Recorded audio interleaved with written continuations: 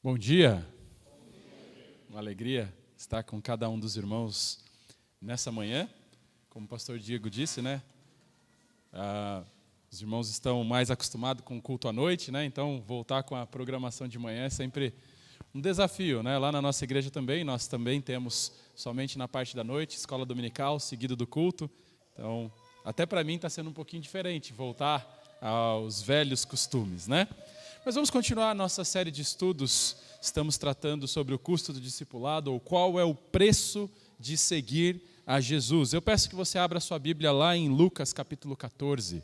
Lucas capítulo 14. Nós vamos fazer a leitura dos versos 25 a 35. Lucas 14, 25 até o 35. Eu convido você a se colocar em pé mais uma vez para fazermos a leitura da palavra de Deus nessa manhã.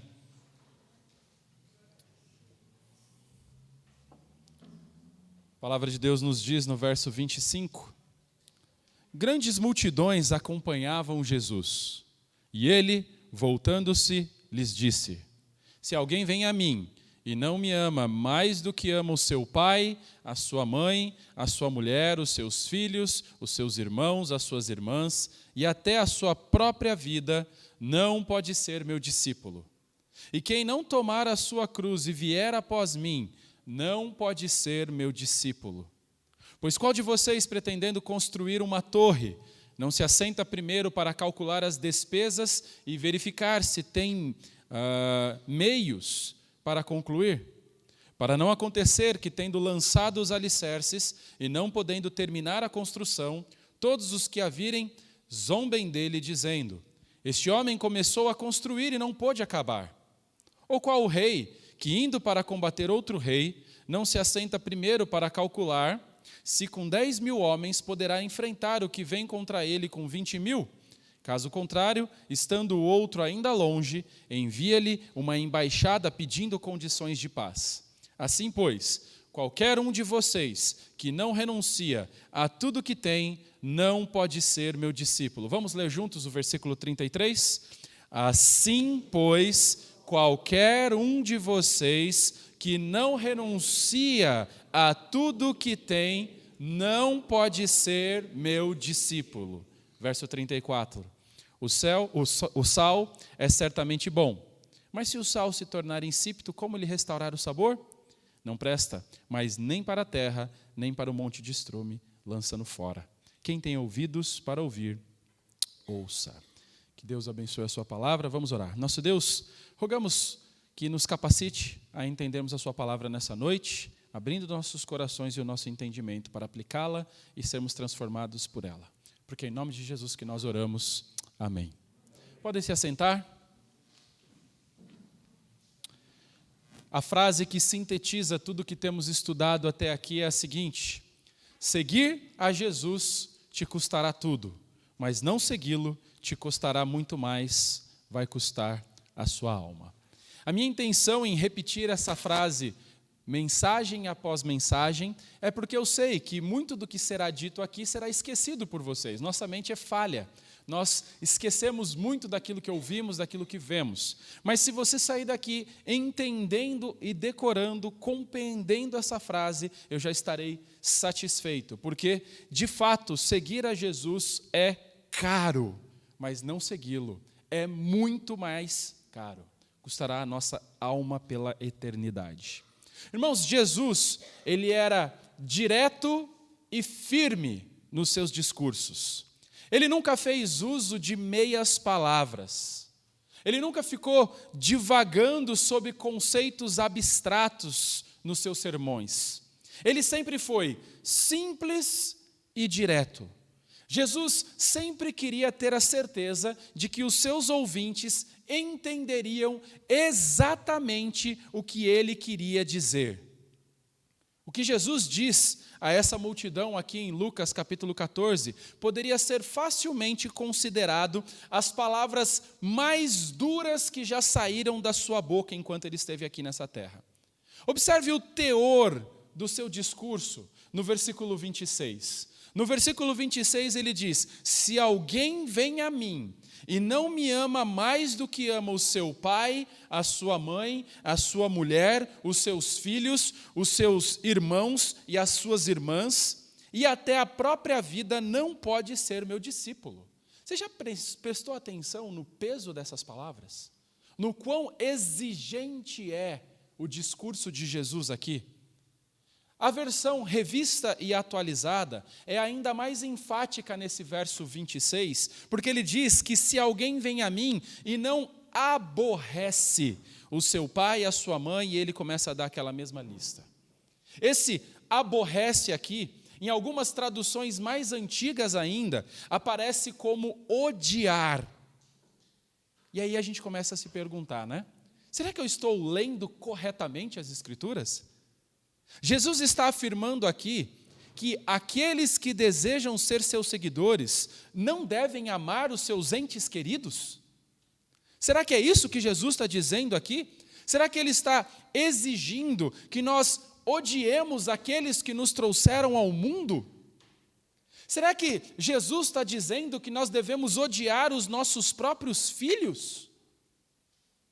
Na verdade, Jesus é até mais enfático nesse discurso, porque ele diz que aqueles que desejam ser seus seguidores devem aborrecer ou odiar a sua própria vida. Mas o que será que Jesus quis dizer com essas palavras duras? Afinal de contas, se você é um leitor das Escrituras, você sabe que a Bíblia ela está repleta de textos que dizem que nós devemos amar o próximo como a nós mesmos. Êxodo capítulo 20, versículo 11, nos ensina que nós devemos honrar pai e mãe. Paulo não diz, em Efésios capítulo 5, versículo 25, que o marido deve amar a esposa como Cristo amou a igreja. 1 Timóteo capítulo 5, versículo 8, não diz que se alguém não tem cuidado dos seus, especialmente dos da própria casa, e aqui a ideia é da sua própria família, se alguém não cuida da sua própria família, o que é que Paulo está dizendo aqui? Esse indivíduo fez o quê? Negou a fé, e é pior do que um descrente. Um indivíduo que não tem consideração pela sua família, ele não pode nem ser chamado de um incrédulo, porque muitos incrédulos têm consideração e cuidado pelos seus entes queridos. Alguém que não se importa com pai, com mãe, com filhos, com irmãos, é um indivíduo que poderia ser caracterizado como um qualquer, menos do que como um cristão ou até mesmo um ser humano. Na verdade, irmãos, nós vamos mais além. As Escrituras não dizem para nós, na verdade, o próprio Cristo nos dizendo, que nós devemos amar até mesmo os nossos inimigos. Isso está registrado em Mateus capítulo 22. Então, para que não haja uma confusão, nós precisamos entender corretamente o que Jesus quis dizer aqui nessa passagem. Mas antes de nós tratarmos sobre isso, observe como ele começa o seu discurso no versículo 26. Ele diz: se alguém vem a mim. Quando Jesus diz aqui alguém, ele está fazendo uma oferta aberta a todos aqueles naquela grande multidão. É uma convocação a todos os seus ouvintes.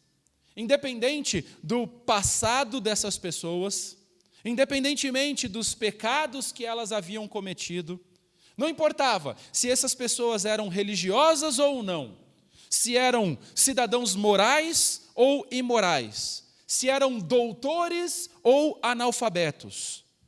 O convite de Jesus foi estendido a todos ali presentes. E esse mesmo convite é também oferecido para você hoje. Cristo, na sua misericórdia, na sua graça, Ele está te convocando a se tornar um seguidor dEle. Jesus está te chamando nessa manhã a ser um discípulo dEle. E esse chamado para vir a Jesus exigia que aqueles naquela multidão dessem um passo de fé. Eles precisavam entregar as suas vidas a Ele.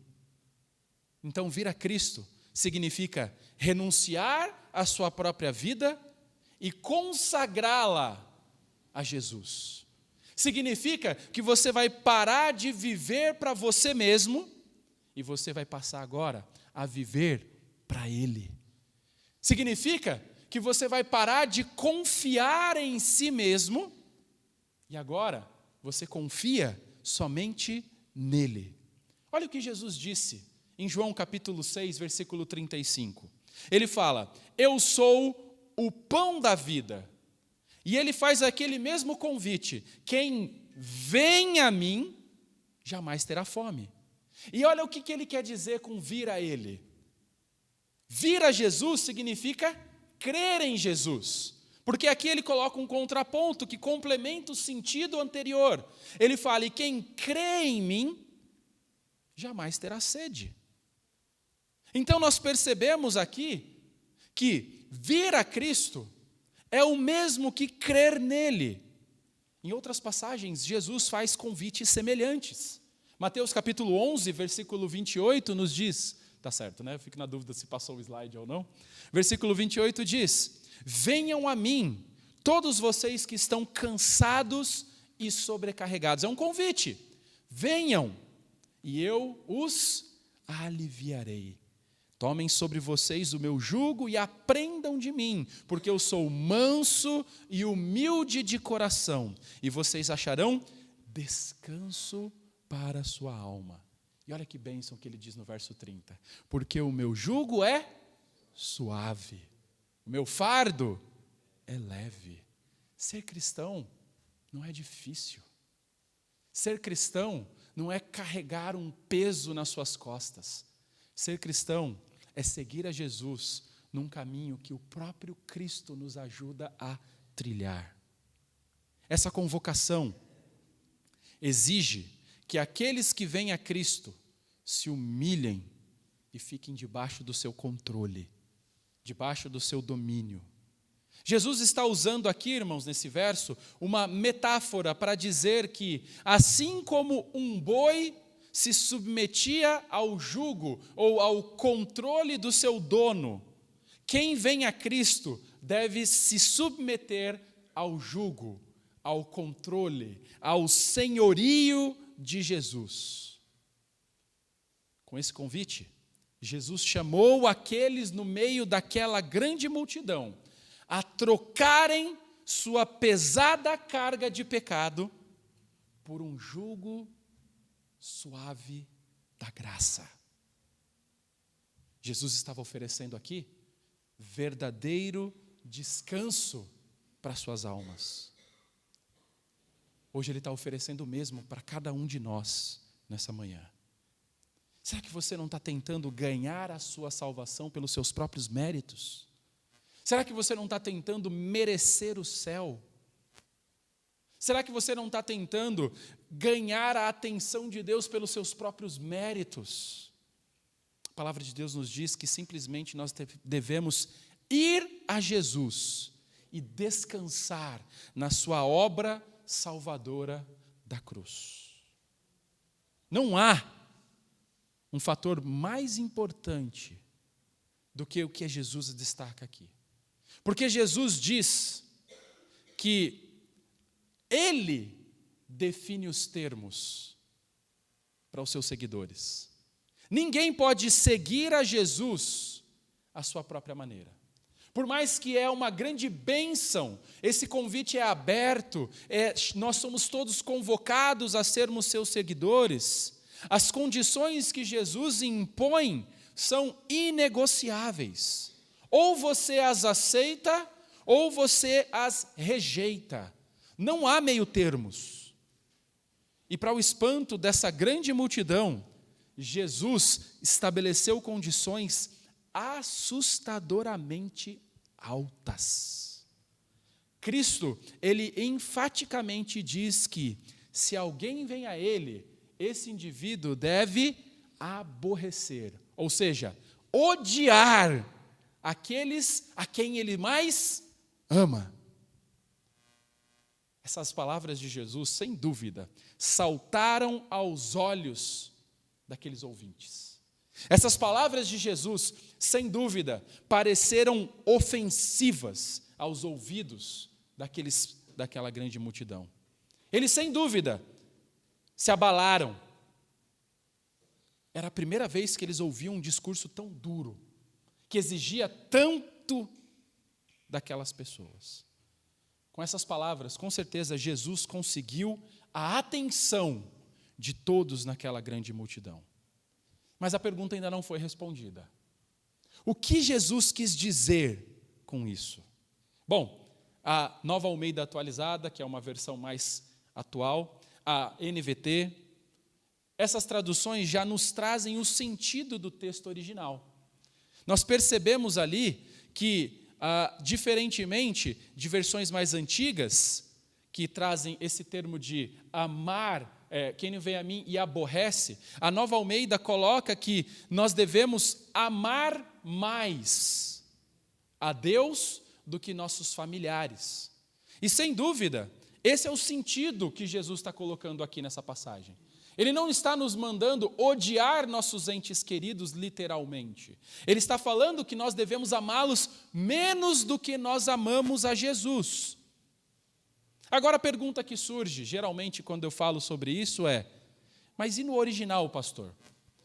O que está constando ali no original? Jesus está dizendo que nós devemos aborrecer, odiar de fato? E a resposta é sim. No grego, a palavra aqui que aparece é, de fato, odiar mesmo, miseo. Agora, Jesus está usando aqui, como eu disse, uma figura de linguagem conhecida como hipérbole. E eu sei que quando nós falamos um pouquinho de gramática, de português, a gente já se assusta, né? Mas hipérbole é simplesmente uma declaração exagerada. Adolescentes, crianças usam constantemente hipérboles. Chega próximo da hora do almoço ou um café da tarde, eles dizem: eu estou morrendo de fome. Eles sabem muito bem o que é uma hipérbole. De fato, talvez não saibam o nome, mas usam constantemente uma hipérbole. É uma declaração exagerada para expressar algo. Você que é pai, você que é mãe, com certeza usa hipérboles constantemente na sua casa. Quem nunca disse para os seus filhos: eu já não te disse 1 milhão de vezes para não fazer isso? Agora eu pergunto, você contou? Deu 1 milhão de vezes mesmo? É verdade que talvez deu até um pouco mais, né? Mas eu duvido que você tenha de fato falado 1 milhão de vezes aquela ordem. Irmãos, Jesus está fazendo aqui o uso dessa hipérbole. Por que ele faz isso? Para provocar os seus ouvintes ao pensamento e para estabelecer o seu ensino aqui. Nesse caso, Jesus, ele está intencionalmente colocando o amor e o ódio em contraste um com o outro. Quando Jesus diz que nós devemos aborrecer ou odiar os membros da nossa família, o que ele está dizendo aqui, o que ele quer dizer aqui, é que nós devemos amá-los menos do que nós amamos a ele. É por isso que eu gosto de versões um pouco mais contemporâneas do texto, como a Nova Almeida e a NVT. Porque elas já nos trazem o sentido por trás do texto. Então, o que Jesus está exigindo aqui é que aqueles que o seguem devem amá-lo mais do que amam seus entes queridos. Nós devemos amar mais a Jesus do que a qualquer outra pessoa. Nós devemos amar a Jesus mais do que qualquer outra coisa neste mundo. Se nós quisermos ser verdadeiros discípulos de Cristo, o que sentimos pelos outros, inclusive por aqueles que nós mais amamos, nosso pai, nossa mãe, nossos filhos. Eu me lembro quando minha primeira filha nasceu. Peguei aquela coisinha tão pequena nos braços. E, sinceramente, irmãos, naquele momento, foi um amor tão grande que eu seria capaz de qualquer coisa para defendê-la. qualquer coisa, se ela fosse ameaçada em qualquer aspecto, eu estava pronto a me colocar diante de qualquer ameaça para protegê-la. Tanto que quando minha esposa estava grávida do segundo filho, eu olhava e falava, será que eu terei o mesmo amor pelo segundo que eu tenho pelo primeiro? Eu ficava me questionando, será que é capaz disso acontecer? E eu ficava até com medo de como isso se desenvolveria. Mas quando nasceu o meu segundo filho, o Felipe, quando eu peguei no colo aquela coisinha pequenininha também, o mesmo sentimento aconteceu. A mesma coisa eu estaria disposto a fazer. Mas o que Jesus está dizendo aqui, irmãos, é que esse amor que eu sinto pelos meus filhos, pelos meus pais, pelos meus irmãos, deve parecer ódio quando comparado ao amor e à devoção que eu tenho que ter por Jesus. Agora eu pergunto, é assim que você ama Jesus? É isso que Ele exige de nós. Nada menos que isso satisfará. Essa interpretação de Lucas, capítulo 14, versículo 25, é confirmada quando nós usamos a Bíblia para interpretar a própria Bíblia. Se você já estudou hermenêutica alguma vez, você vai saber que a Bíblia interpreta a Bíblia. Quando nós temos um texto que nos traz uma certa confusão ou não é claro no que era a intenção do autor, nós vamos olhar outros textos que lançam luz àquele texto que nós estamos estudando e que nos ajudam a compreender o sentido, a intenção autoral. Essa é uma das regras mais básicas da hermenêutica. E Jesus mesmo nos esclarece o que ele quis dizer em Lucas capítulo 14, quando ele diz em Mateus capítulo 10, versículo 37, o seguinte: quem ama o seu pai ou a sua mãe mais do que a mim, não é digno de mim. Quem ama o seu filho ou a sua filha mais do que a mim, não é digno de mim. Então as palavras de Cristo aqui se tornam claras. O que Cristo quer dizer aqui para nós é que nós devemos amar a Jesus mais do que nós amamos aquelas pessoas que nós, de fato, amamos neste mundo. E isso requer de nós um compromisso total com Cristo. Nós devemos nos lembrar sempre, Deus não aceita um coração dividido. Ele não aceita uma lealdade compartilhada. Ele não aceita o que tem sido cada vez mais comum nos nossos dias, um relacionamento aberto, sem compromissos. Não podem existir outros amores no seu coração que competem com o amor de Cristo. Se nós quisermos seguir a Cristo, Ele deve ser a nossa prioridade número 1. Se nós queremos seguir a Cristo, Ele deve ser o nosso maior amor. Jesus não se contentará com o segundo lugar na sua vida. Por isso que ele diz em Mateus, capítulo 6, versículo 33, mas busquem em qual ordem de importância? Em primeiro lugar, o reino de Deus e a sua justiça. Tudo na vida do crente deve ser centrado em Cristo. Todas as coisas devem ser menos importantes do que Cristo. Mas é tão triste que nem para o cristão, nem cultuar a Deus é prioridade. O dia do Senhor, na nossa igreja nós temos por hábito, nós basicamente não chamamos o domingo de domingo, nós chamamos de dia do Senhor. E cada vez que eu inicio o culto, eu dou boas-vindas aos irmãos e eu falo que eles estão bem-vindos à Igreja Batista Nova Vida, para juntos nós cultuarmos a Cristo no dia do Senhor. Eu quero destacar essa ênfase, eu quero destacar essa importância. Porém, infelizmente, os cristãos, eles não conseguem colocar nem em primeiro lugar o culto a Deus. Uma vez por semana, sempre tem algo mais importante para fazer. Isso demonstra, será que nós amamos a Cristo mais do que tudo ao nosso redor? Agora surge uma pergunta nas nossas mentes nesse momento.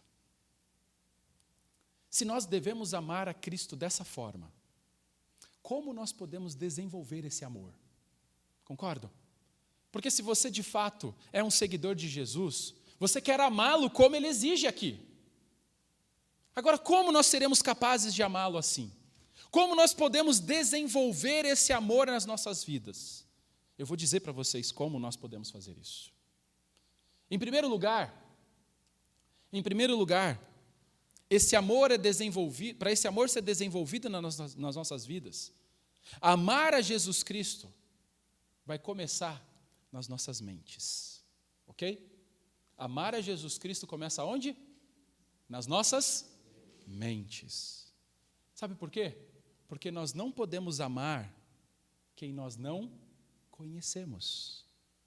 Nós não podemos amar outra pessoa, a não ser que nós conheçamos o básico, ou conheçamos algo sobre ela. Amar a Cristo, então, começa com saber quem Ele é. Qual o seu caráter? O que Ele fez? O que Ele promete que fará? Nós precisamos aprender o que Ele disse, o que Jesus ensinou. Para amar a Jesus, irmãos, nossas mentes devem estar repletas do verdadeiro conhecimento de Deus. Se você não conhece a Deus, se você não está em contato diário com Cristo, com sua palavra, para conhecê-lo, porque Ele se revela onde para nós? Na Bíblia. Se nós não passamos tempo nas Escrituras, dia a dia, de fato seremos incapazes de amá-lo.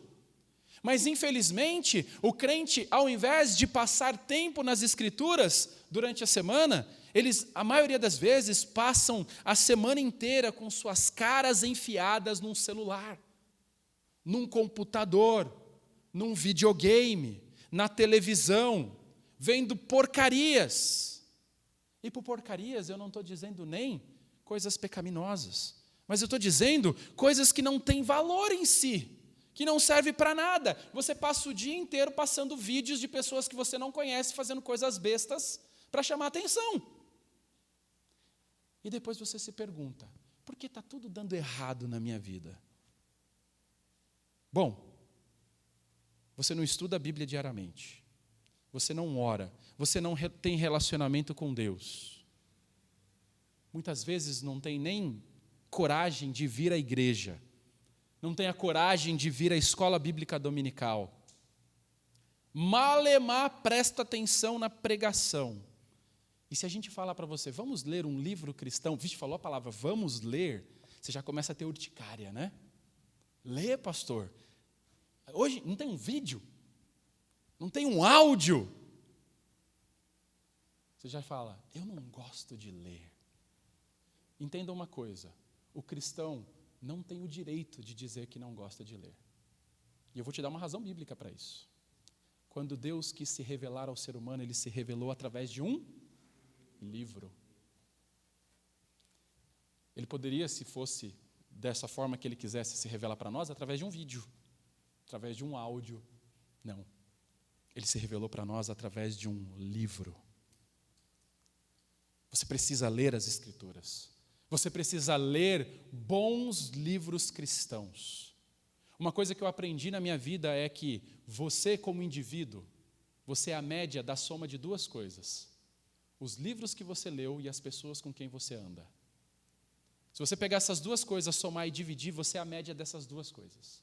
Quem você é reflete isso. Agora, se você não lê nada, você é a média das pessoas com quem você anda. Se você só anda com gente que não presta, você também não presta. Agora, se você está lendo, aprendendo, servindo e caminhando com o povo de Deus, você tende a crescer com esses indivíduos. Mas talvez aqui existam alguns que falam, não, pastor, eu leio a minha Bíblia todos os dias. Amém. É um bom começo. Mas a minha pergunta é, depois que você lê, você lembra o que você leu? Sabe por que muitas vezes você não lembra? Porque a Bíblia, preste atenção nisso, não é um livro para ser lido, é um livro para ser estudado. Você lê revista, você lê jornal, você lê blog. A Bíblia é um livro que deve ser estudado. Você deve meditar na lei do Senhor de dia e de noite. Irmãos, você se lembra na parábola que Cristo conta do construtor sábio e do construtor tolo? Ambos constroem a mesma casa. Ambos estão sujeitos às mesmas adversidades. Vem a chuva, vem a tempestade, sopram os ventos. A casa de um cai, a casa do outro permanece. Por quê? Por causa do solo onde elas foram edificadas. O construtor tolo construiu a sua casa sobre areia. O construtor sábio construiu a sua casa sobre a rocha. E numa má hermenêutica, numa má interpretação, nós associamos que essa rocha é Cristo. Mas o próprio autor fala para nós que a rocha é a palavra de Deus. Aqueles que edificaram suas casas sobre a rocha são aqueles indivíduos que ouvem as palavras de Cristo e as praticam. É isso que faz a diferença na sua vida. Ler a Bíblia é importante, é o primeiro passo no estudo, mas você deve estudar a palavra. Você deve gastar tempo meditando nas Escrituras e, principalmente, aplicando a sua vida para as praticar. Falta prática muitas vezes. Por isso que quando as tempestades vêm, as dificuldades da vida vêm, a casa cai, literalmente. Porque não tem alicerce, não tem fundamentação. E onde não há essa fundamentação, não tem subsistência. Irmãos, muitas vezes os cristãos são mais ou menos, vamos comparar, quando você tem uma dor de cabeça. O Roberto Carlos estava falando ali, estava com dor de cabeça. Foi lá tomar um remédio. Tomou o remédio? Melhorou? Aí. Agora imagina se o irmão sobe para pegar um remédio lá na casa do pastor Diego, acho que foi isso que foi, né? Ele chega lá e pega o dipirona e fala, legal, esse remédio aqui vai curar minha dor de cabeça. Vou ler a bula e guardo o remédio. Vai resolver alguma coisa? Quando você lê a palavra de Deus, mas não pratica, você está pegando o remédio, lendo a bula e guardando. Não vai resolver o problema. Não vai levar a lugar nenhum. Porque você precisa praticar as Escrituras. Você precisa tomar o remédio para ter os efeitos.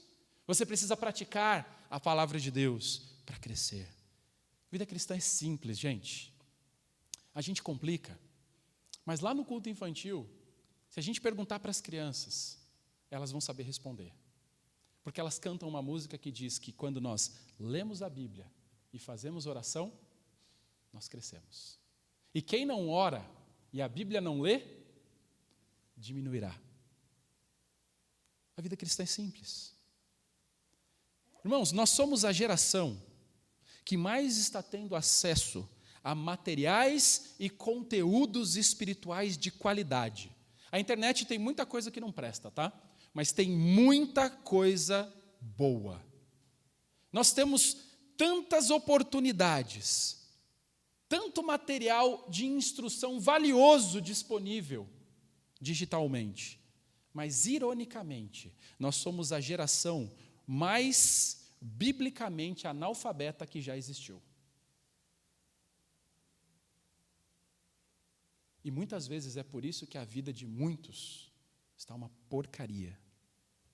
Por isso que muitos, quando a gente como pastor vai visitar, sumiu da igreja e tal, você pergunta, o que aconteceu, fulano? A pessoa fala, estou desanimado. Sabe por que está desanimado? Falta de Bíblia. Falta de relacionamento com Deus. Falta de cultuar ao Senhor. Por isso que nós vivemos na geração da depressão. Porque as pessoas ficam entristecidas na sua alma muitas vezes por questões, por distanciamento de Deus. Não estou dizendo todos os casos, mas existem casos que é essa a motivação. Porque as coisas espirituais são deixadas em segundo plano. E por isso que para muitas pessoas, Se você chegar para falar com elas sobre assuntos espirituais, para elas simplesmente não faz sentido. Você falar para elas que elas precisam amar a Cristo mais do que todas as coisas, elas não aceitarão. Foi isso que aconteceu com a igreja de Éfeso. E Jesus mesmo repreende essa igreja lá em Apocalipse capítulo 2, dizendo que eles perderam o primeiro amor. E quão triste é ver pessoas nessa condição. Pessoas que perderam o primeiro amor. Alguns deles são piores até do que um incrédulo. Mas isso não aconteceu do dia para a noite, tá? Não é perdi o amor de ontem para hoje. É um processo. É uma sucessão de relaxos, negligências, que acabam colocando você nessa situação. O amor por Cristo nunca pode ser cultivado onde há a ausência de conhecimento. Por isso, toda igreja séria, ela vai dar importância à teologia. Teologia não é coisa para pastor, teologia é coisa para crente. Todo crente é um teólogo, bom ou terrível, mas ele é. Tem um livro do Sproul que diz isso, nós somos todos teólogos. Bom ou mal, mas somos. Por isso que numa igreja séria, nós sempre estaremos incentivando os irmãos a participarem dos cultos. Todos os cultos. Inclusive quarta-feira. Que infelizmente vai morrendo a cada dia. Os nossos cultos de oração. EBD é essencial para formar um caráter cristão. Nós estamos trabalhando com um currículo onde nós teremos basicamente uma trilha de um instituto bíblico sendo desenvolvido nas nossas igrejas, na escola bíblica dominical. E esse material vai ser riquíssimo para edificar os nossos irmãos em nossas igrejas. Por isso que uma igreja séria também, ela vai incentivar os seus membros a fazerem algo que muitos nunca experimentaram em suas casas: culto doméstico. Muitos pais nunca fizeram isso com seus filhos, e lá na frente você vai perceber a consequência disso. Por isso que nas nossas igrejas, acho que o pastor Diego deve ter feito isso também, nós incentivamos que vocês comprassem a Bíblia Herança Reformada. Por quê? Porque ali você tem aplicações. Você fala, pastor, mas eu não sei conduzir um culto doméstico. É ler o capítulo e no final tem as aplicações. Não é difícil, é simples. É por isso que nós incentivamos a leitura de bons livros. É por isso que nós incentivamos nas nossas igrejas o uso do catecismo com as crianças, para que desde pequena elas sejam doutrinadas, porque nós estamos cansados de chegarem na adolescência, esses indivíduos e abrirem mão de tudo, porque na verdade nunca tiveram uma fé fundamentada na palavra. Mas catecismo não é coisa só de criança não, tá? Acho que o pastor Diego também já deve ter disponibilizado o catecismo para os adultos que nós usamos. É por isso que nas nossas igrejas nós incentivamos os crentes a lerem a Bíblia todos os dias. Nós seguimos um plano de leitura como igreja. Lá na nossa igreja nós usamos o plano McChain e Carson. É um plano que é uma leitura de 2 anos. 2 capítulos por dia. Uma leitura do Velho Testamento, uma leitura do Novo Testamento. E nós incentivamos os irmãos a começarem seus dias lendo a palavra de Deus e encerrarem seu dia lendo a palavra de Deus. Nós incentivamos isso. Por quê? Porque nós sabemos que isso é importante. Você nunca vai amar alguém que você não conhece. E Cristo se revela para nós na palavra. O Verbo se fez carne e habitou entre nós. E Ele está revelado para nós nas Escrituras. Agora, se você não faz nada disso que nós, como pastores e como igreja, incentivamos, o relaxo é seu. Depois não adianta chorar. Nunca se esqueça. Todo amor por Cristo começa com a obtenção de um conhecimento mais profundo por Ele. Então nós vimos que amar a Jesus primeiramente começa nas nossas mentes. Em segundo lugar, o amor por Cristo também requer fortes afeições por Ele. O conhecimento que nós adquirimos a respeito de Cristo deve alimentar um amor profundo por Ele. Você sabe qual é um dos grandes perigos que nós, como pastores, que somos amantes das Escrituras, amantes da teologia, corremos? Um dos grandes perigos que nós, pastores, corremos é nos acostumarmos tanto com o sagrado e começarmos a tratar isso como comum. Muitas vezes as nossas vidas giram em torno de leitura de livros cristãos, comentários bíblicos, leitura das Escrituras, oração, preparar pregações, estudos, discipulados, participar de conferências. E é muito fácil nós começarmos a tratar tudo isso como um mero conhecimento intelectual. Não são poucos os PhDs em teologia que caem terrivelmente no pecado, porque começam a tratar a teologia meramente como uma ciência. E na minha igreja eu sempre tenho falado, irmãos, orem, porque eu quero estudar, eu tenho buscado aprender, mas eu não quero que esse conhecimento tire a piedade do meu coração. Quanto mais eu conheço a Jesus, quanto mais eu caminho nessa jornada acadêmica, eu oro constantemente para que eu não venha a tratar o santo como comum.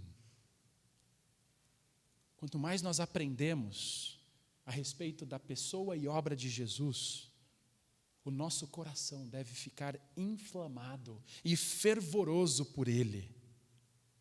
Isso deve nos levar a temê-lo. Quando nós contemplamos a sua santidade, nós devemos tremer. Quando nós contemplamos o seu amor, nossos corações devem derreter.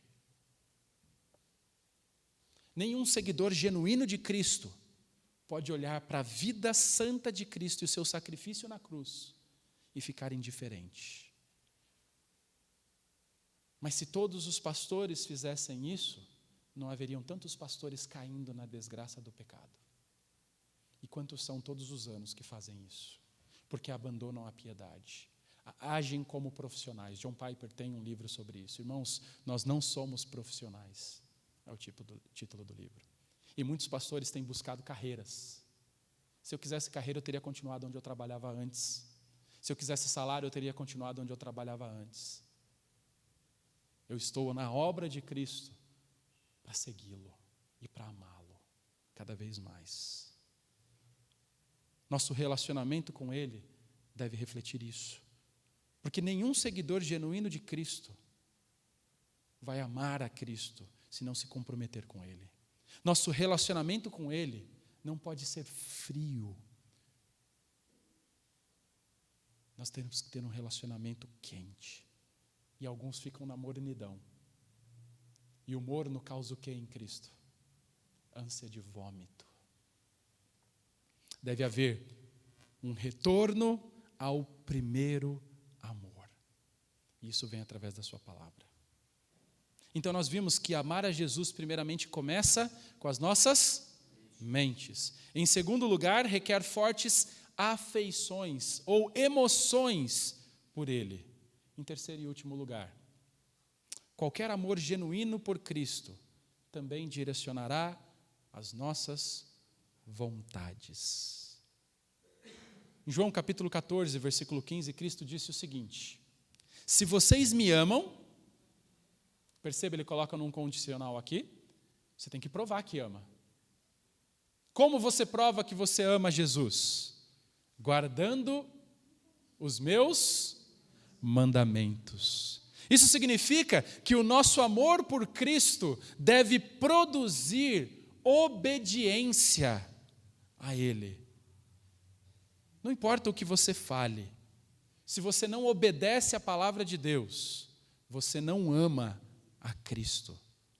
onde o amor por Cristo é a raiz, a obediência será o fruto que nós visualizaremos. Onde nós desenvolvemos esse relacionamento, nós experimentaremos esse fruto. Então, amar a Jesus envolve o ser humano como um todo. Como eu disse no início, em primeiro lugar, mente, ou seja, intelecto, depois emoções e agora vontade. É isso que está relacionado em amar a Cristo. E sabe o que é uma bela ilustração de como isso é na prática? O casamento é uma bela ilustração sobre como isso acontece. Quando você conheceu o seu cônjuge, você se lembra?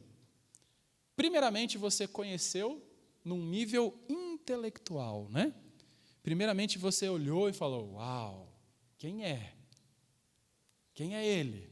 Quem é ela? E você logo quis conhecer e saber qual que é o nome. E você vai lá, você tem que conhecer pelo menos informações básicas daquela pessoa. Agora, depois que você a conhece melhor, você quer saber quais são os seus objetivos? Quais são os planos que essa pessoa tem para a vida? Você precisa conhecer o mínimo sobre essa pessoa para você poder começar a se relacionar com ela. Logo depois que você a conhece melhor, um sentimento começa a brotar no seu coração. Você começou a se sentir emocionalmente atraída por aquela pessoa. Você tinha o desejo de estar junto dela o tempo todo. E esse sentimento crescia no seu coração dia após dia. Esse sentimento crescia tanto no seu coração que te levou a ter o desejo de casar-se com ela. E naquele dia, diante de Deus, no altar do Senhor, você se comprometeu e prometeu amar, respeitar aquela pessoa por todos os dias, até que a morte os separe. Essa é uma bela imagem do que significa tornar-se um seguidor de Cristo. Significa que, primeiramente, você passou a conhecê-lo. Mas esse conhecer é muito mais profundo do que simplesmente conhecê-lo superficialmente, como o mundo fala que conhece. Não, eu sei, existiu esse homem. Não, não é isso que ele está dizendo aqui. Você conheceu a Cristo profundamente, você se dispôs a conhecer a Cristo com verdade e com profundidade. E à medida com que você conhecia mais a respeito de Cristo, a respeito do seu amor, a adoração, o amor a Cristo foi começando a brotar no seu coração. E como resposta a isso, você se compromete com Cristo. Você consagra toda a sua vida a Ele. Isso é salvação. Qualquer outra invenção é balela. Agora, voltando para o nosso texto, nós percebemos que Jesus aprofunda seu discurso e em sua próxima declaração, ele revela o alto nível de exigência necessário para segui-lo. Cristo também acrescentou que as pessoas que desejam segui-lo devem odiar a sua própria vida. Com essas palavras, irmãos, Jesus, ele estava dizendo que você deve amá-lo mais do que você ama a sua própria vida. Um seguidor de Cristo deve morrer para o amor próprio. Você não pode ser um seguidor de Cristo e permanecer egoísta, obstinado, autossuficiente. Você deve viver para Ele. Ou você vive para Ele, ou você vive para você. Ou você o ama mais do que todas as coisas, ou você está amando a você mesmo. Então Jesus emite um forte aviso para aqueles que não estão dispostos a viver assim. Ele diz no verso 26, que pessoas que não estão dispostas a amá-lo dessa forma, não podem ser seus discípulos. Um verdadeiro seguidor de Jesus não pode viver uma vida centrada em si mesmo. Ele não pode viver mais cumprindo os seus planos, mas ele deve viver em função dos planos de Deus. Ele não deve mais viver para satisfazer os seus desejos. Ele deve viver agora para satisfazer os desejos de Deus. Para qualquer discípulo verdadeiro, Cristo deve ser a prioridade número 1 do seu amor. Esse é o nível de comprometimento que Cristo exige dos seus discípulos.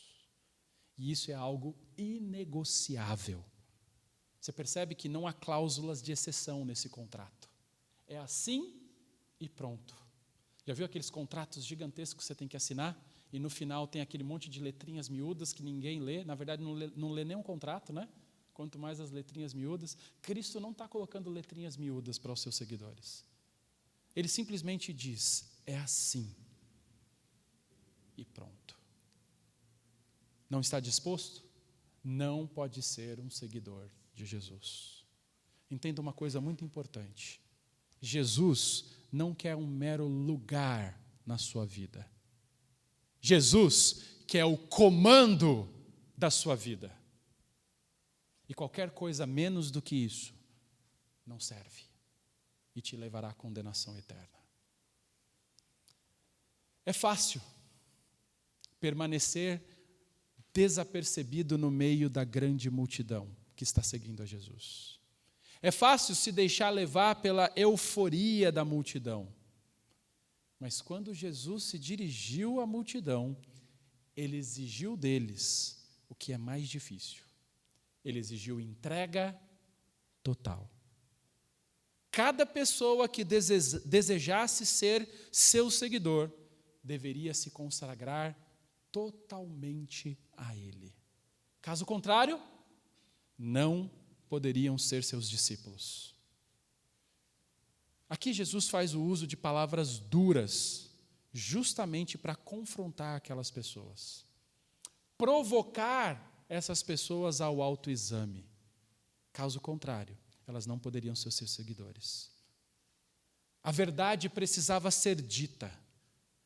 Aqueles que não queriam compromisso com Cristo precisavam estar cientes do seu estado espiritual. Hoje, a igreja também é convocada a chamar pessoas para segui-lo. Doa a quem doer. E toda igreja que fizer isso com seriedade, ela vai experimentar num primeiro momento uma redução do seu grupo. Eu tenho visto isso. Essa grande multidão, se você for olhar, você vai perceber, muitos começaram a abandonar, deixaram de seguir a Cristo. Por quê?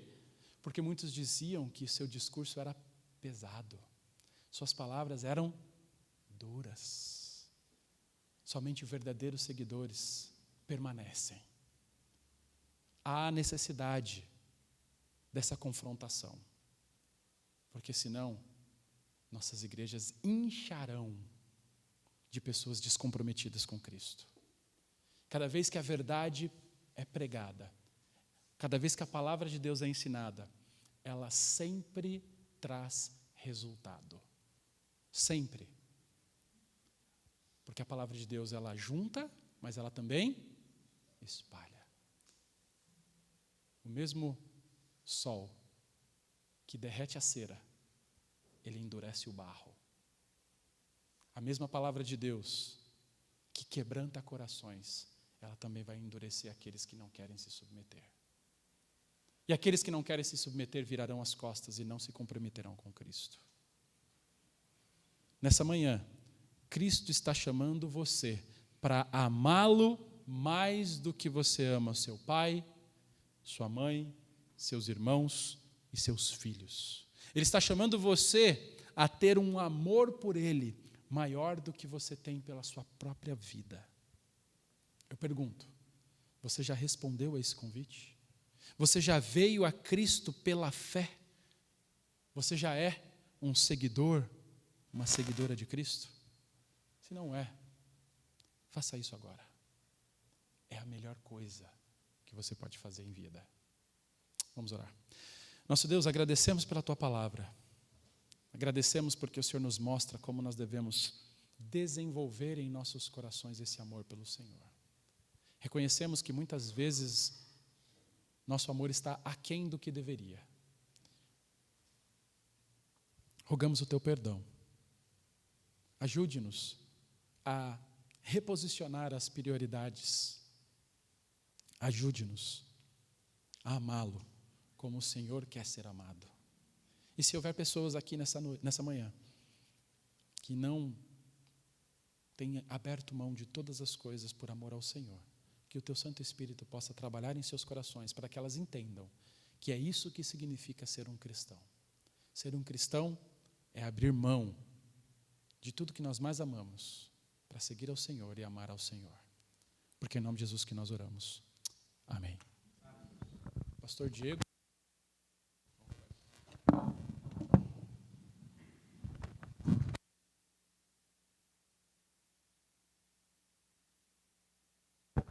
Irmãos, nós teremos agora um pequeno intervalo para tomar uma água e ir ao sangue.